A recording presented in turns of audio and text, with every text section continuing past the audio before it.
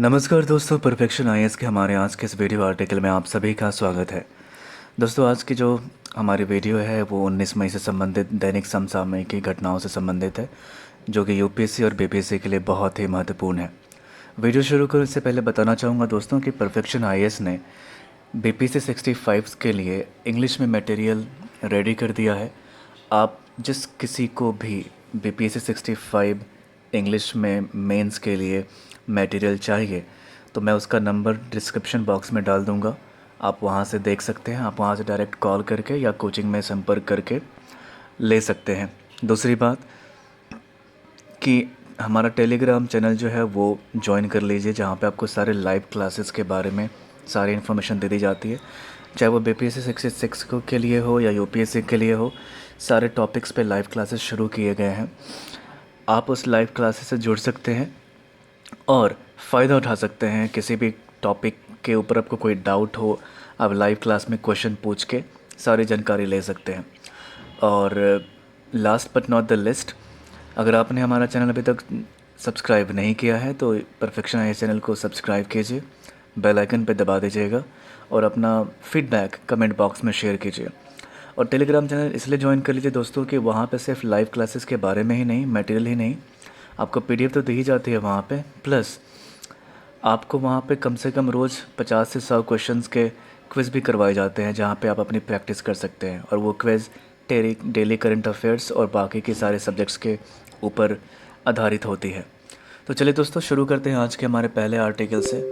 पहला आर्टिकल जो है दोस्तों वो कह रहा है अबाउट लॉकडाउन 4.0। यह कह रहा है कि लॉकडाउन को 17 मई तक बढ़ाया गया, प्रमुख बिंदुओं के ऊपर ध्यान दें। तो कह रहा है कि मेट्रो और हवाई सेवाएं 31 मई तक बंद रहेंगे। सिनेमा हॉल, मॉल, होटल्स और रेस्टोरेंट्स भी बंद रहेगा। हालांकि रेस्टोरेंट्स होम डिलीवरी के लिए चलेंगे। शाम 7 बजे से सुबह 7 बजे तक कोई मूवमेंट नहीं होगा। इस बार राज्यों को ही रेड, ऑरेंज और ग्रीन जोन हेतु निर्णय लेने के लिए पावर दिए गए हैं। ये कह रहा है कि स्टेडियम खुलेंगे लेकिन दर्शक नहीं होंगे। मेट्रो रेल सेवाओं पर रोक जारी है। स्कूल, कॉलेज और सभी प्रकार के शैक्षणिक संस्थान बंद रहेंगे। ये कह रहा है कि धार्मिक संस्थानों को भी बंद रखा जाएगा। शादियों में अधिकतम 50 लोग शामिल हो सकते हैं। ये कह रहा है कि अंतर राज्य बस सेवा भी खुलेंगे, लेकिन ये फैसला राज्यों को लेना पड़ेगा। ये कह रहा है कि अब तक देश में कोरोना से पीड़ित मरीजों की संख्या 90,000 के पार चला गया है और करीब 3,000 लोगों की मौत हो चुकी है। इसके आखिरी बिंदु पे ध्यान दें तो कह रहा है कि लॉकडाउन 3.0 के दौरान प्रतिदिन 3,000 से 5,000 मामलों में वृद्धि हुई है। संक्रमण का रफ्तार लगातार बढ़ा है, इसलिए लॉकडाउन को बढ़ाया गया है। चलिए हमारे नेक्स्ट आर्टिकल की तरफ देखते हैं। यह कह रहा है कि आर्थिक पैकेज का चौथा प्रेस कॉन्फ्रेंस, इसके ऊपर ध्यान दें तो कह रहा है कि वित्त मंत्री ने 20 लाख करोड़ आर्थिक पैकेज से जुड़ी चौथी चरण की घोषणाएं की। और ये कह रहा है कि प्रमुख बिंदुओं के ऊपर ध्यान दें हम तो वित्त मंत्री ने कहा कि परमाणु ऊर्जा से जुड़े सुधार में रिसर्च रिएक्टर की स्थापना पीपीपी मॉडल के माध्यम से होगी। सरकार अंतरिक्ष क्षेत्र में निजी क्षेत्र को बढ़ावा देना चाहती है। सोशल अवसंरचना को मजबूत करने के लिए 81,000 करोड़ रुपए खर्च किए जाएंगे।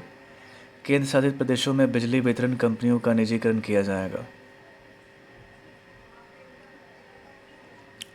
और ये कह रहा है कि पीपीपी मॉडल के तहत 6 नए एयरपोर्ट्स नीलामी होगी।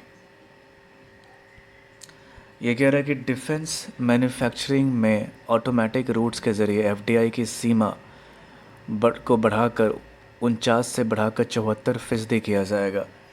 ये कह रहा है कि मिनरल माइनिंग में निजी निवेश बढ़ाया जाएगा।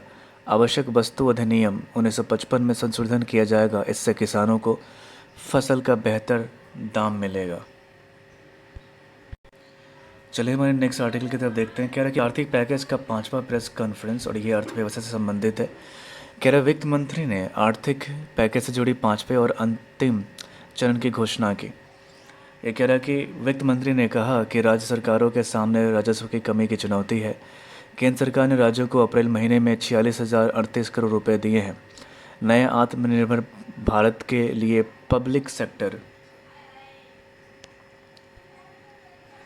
एंटरप्राइजेज पॉलिसी अब बनाई गई है। इस पॉलिसी के तहत अन्य सेक्टर्स में सार्वजनिक क्षेत्र की कंपनियों का निजीकरण किया जाएगा। ये कह रहा है कि छोटे तकनीकी प्रक्रियात्मक चूक को अपराध से बाहर किया जाएगा। यौगिक जुर्म में 18 सेक्शन से बढ़ाकर 58 सेक्शन कर दिया गया। यह कह रहा है कि पीएम ई विद्या शुरू की जाएगी। 1 से 12 तक के कक्षाओं के क्लास के लिए चैनल लॉन्च होगा। साथ ही शीर्ष 100 विश्वविद्यालयों द्वारा ऑनलाइन ऑटोमेटिक कोर्सों की शुरुआत की जाएगी। यह कह रहा सार्वजनिक स्वास्थ्य के क्षेत्र में खर्च की बढ़ोतरी की जाएगी। कोविड-19 के लिए 15,000 रुपये की घोषणा की गई है। ये कह रहा है कि मनरेगा के लिए आवंटन में 40,000 करोड़ रुपए की बढ़ोतरी की जाएगी और 8 करोड़ प्रवासी मजदूरों को 2 माह तक निःशुल्क अनाज दी जाएगी। नेक्स्ट देखते हैं दोस्तों, ये कह रहा है कि दामोदर घाटी जो कि पर्यावरण से संबंधित है, कह रहा है कि हाल ही में भारत सरकार, पश्चिम बंगाल सरकार और विश्व बैंक के मध्य दामोदर घाटी कमान क्षेत्र में सिंचाई सेवाओं के लिए $145 मिलियन का ऋण समझौता हुआ है। इसके अगर प्रमुख बिंदुओं के ऊपर ध्यान दें तो इस परियोजना के तहत पश्चिम बंगाल के 5 जिलों के लगभग 2.7 मिलियन किसानों को बेहतर सिंचाई सेवाओं का लाभ मिलेगा। यह ऋण 6 वर्ष की अनुग्रह अवधि और 23.5 वर्षों की परिपक्वता अवधि के लिए है। दामोदर नदी हुगली नदी का एक सहायक नदी है और यह झारखंड और पश्चिम बंगाल से होकर पश्चिम से पूर्व दिशा में बहती है। ये कह रहा है कि दामोदर नदी को बंगाल का शोक भी कहा जाता है क्योंकि अपवाह क्षेत्र में निशी अंतराल के बाद बाढ़ देखने को मिलती है। दामोदर घाटी परियोजना इस क्षेत्र में आर्थिक विकास में प्रमुख भूमिका निभाती है। नेक्स्ट आर्टिकल देखते हैं दोस्तों, कह रहा है टूर ऑफ ड्यूटी जो कि सुरक्षा से संबंधित है। ये कह रहा है कि भारत सेना द्वारा सामान्य नागरिकों को 3 साल के लिए सेना में शामिल करने से संबंधित एक प्रस्ताव पर विचार किया जा रहा है, जिसे टूर ऑफ ड्यूटी से संबंधित किया जा रहा है। प्रमुख बिंदुओं के ऊपर ध्यान दें तो कह रहा है कि नागरिकों द्वारा सेना में शामिल होना पूर्णतः स्वैच्छिक होगा। चयनिक मापदंडों में किसी भी प्रकार की कोई कमी नहीं की जाएगी। ये कह रहा है कि इसके परिणाम स्वरूप सेना के वेतन और पेंशन खर्च में भारी कमी होगी और इस प्राप्त धनराशि का उपयोग सेना के आधुनिकीकरण के लिए किया जा सकेगा। ये कह रहा है कि शॉर्ट सर्विस कमीशन के द्वारा सेना में आने पर न्यूनतम 10 वर्ष की अवधि के लिए सेवा प्रदान करनी होती है। यह कह रहा है कि यह योजना उन लोगों के लिए अवसर प्रदान करेगी जो सेना में वर्दी की इच्छा रखते हैं लेकिन पूर्व करियर सेना में नहीं चाहते। अब देखते हैं दोस्तों मुख्य परीक्षा से संबंधित कुछ घटनाएं। उससे पहले मैं बताना चाहूँगा दोस्तों, यही जो नंबर है आप इस पर कॉल करके BPSC 65th मेंस के लिए मटेरियल के लिए कॉल कर सकते हैं या हमारे लाइव क्लासेस के बारे में जान सकते हैं। तो नेक्स्ट मुख्य परीक्षा से संबंधित देखते हैं दोस्तों। ये कह रहा है कि भारत में वित्तीय समावेशन और ये अर्थव्यवस्था से संबंधित है। इसके प्रस्तावना के ऊपर ध्यान दें तो ये कह रहा है कि वित्तीय समावेशन विगत कुछ वर्षों से भारतीय अर्थव्यवस्था का एक चर्चित शब्द बना हुआ है।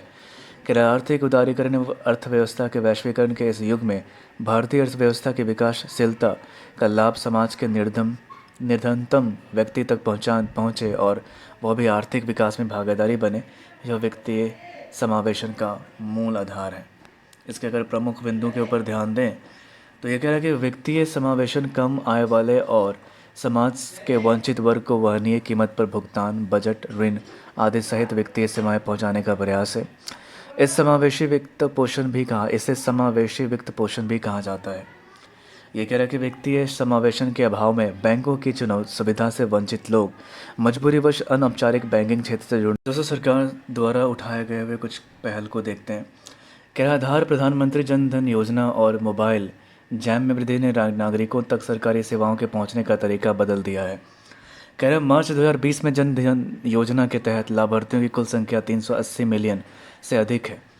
ये कह रहा है गरीबों को सशक्त बनाने के लिए और वित्तीय सहायता प्रदान करने के लिए कई योजनाएं शुरू की हैं। इसमें प्रधानमंत्री मुद्रा योजना, प्रधानमंत्री जीवन ज्योति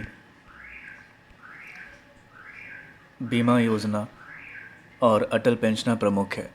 कह रहे भारतीय रिजर्व बैंक और नाबार्ड ने ग्रामीण क्षेत्रों में वित्तीय समावेशन को बढ़ावा देने के लिए पहल की है। इसमें किसान क्रेडिट कार्ड योजना, स्वयं सहायता समूह एसएचजी, बैंक लिंकेज योजना, प्राथमिकता प्राप्त क्षेत्रों को उधारी पीएसएल आदि प्रमुख है।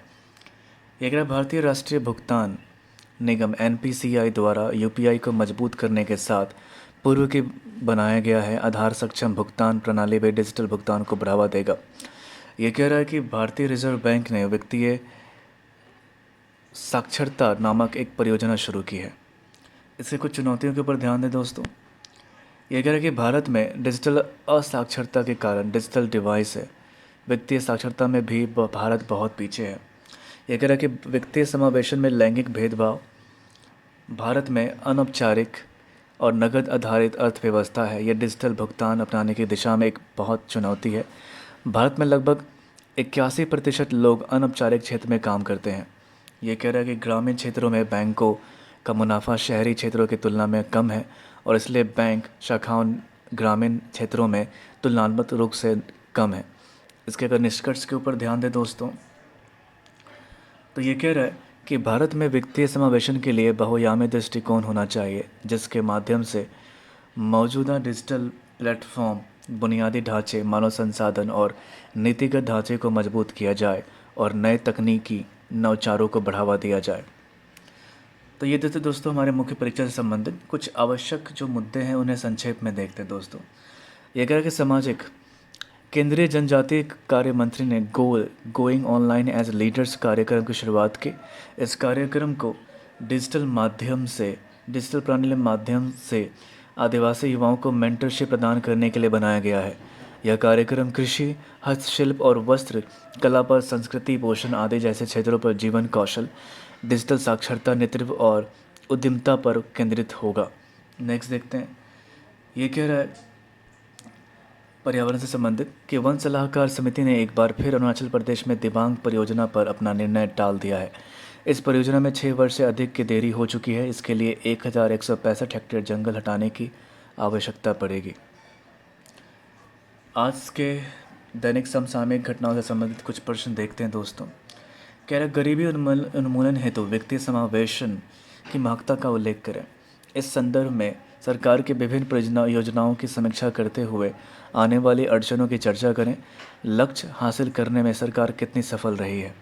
प्रश्न 2 देखते हैं कि लॉकडाउन की लंबी अवधि से कई अन्य समस्याएं खड़ी हुई हैं। यह विचार को विस्तार करते हुए यह स्पष्ट करें कि कोरोना संक्रमण के चेन को तोड़ने का यही एकमात्र विकल्प है। प्रश्न 3 देखते हैं। कह रहा है कि आर्थिक पैकेज राहत प्रदान करने से अधिक नीतिगत सुधार है। अर्थव्यवस्था की भारी क्षति को पूरा करने में यह पैकेज कहां तक पूरक बनेगा? उत्पादन एवं मांग को बढ़ाने में कितना सहायक होगा?